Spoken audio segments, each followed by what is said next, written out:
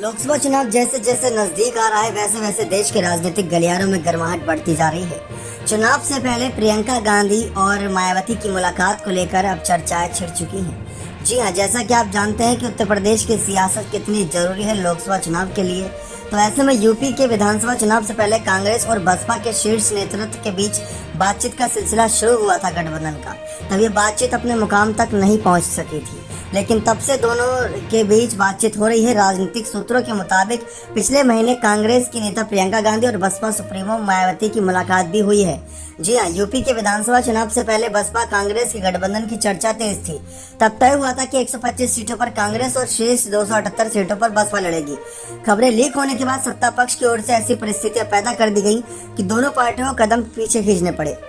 चुनाव के बाद राहुल गांधी ने कहा भी था कि हम बसपा को आगे रखकर यूपी में विधानसभा चुनाव लड़ना चाहते थे, यानी कि मायावती को मुख्यमंत्री चेहरा मान रहे थे। इस बार लोकसभा चुनाव से ठीक पहले आधिकारिक रूप से घोषणा करने की रणनीति है। कांग्रेस नेतृत्व बसपा को साथ लाने में ज्यादा रुचि ले रहा है। इसका कारण है बसपा के पास अभी भी उसके 10 से 15% वोट बैंक।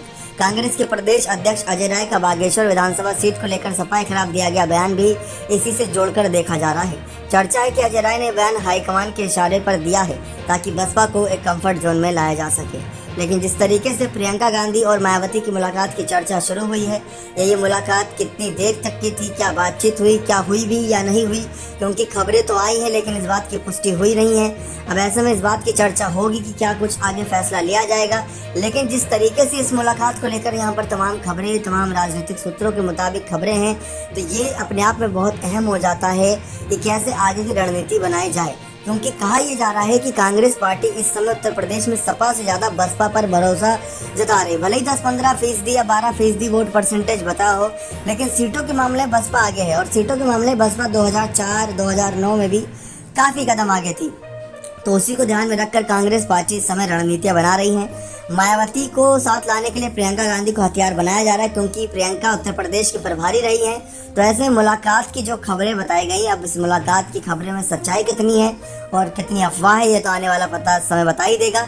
लेकिन ये बात तय है कि जिस तरीके से ये सब माहौल बना है, ये कांग्रेस और बसपा को साथ लाने के लिए बनाया जा रहा है। अब देखते हैं मायावती क्या इंडिया दल में शामिल होंगी या कांग्रेस बसपा से एक अलग ही तरीके से गठबंधन करेगी। क्योंकि बसपा हो सकता है इंडिया दल में शामिल ना हो, लेकिन कांग्रेस बसपा से कुछ सीटों पर गठबंधन करके आगे बढ़ना चाहे। अब देखते हैं क्या कुछ होता है। बने रहे चैनल के साथ। बहुत बहुत धन्यवाद।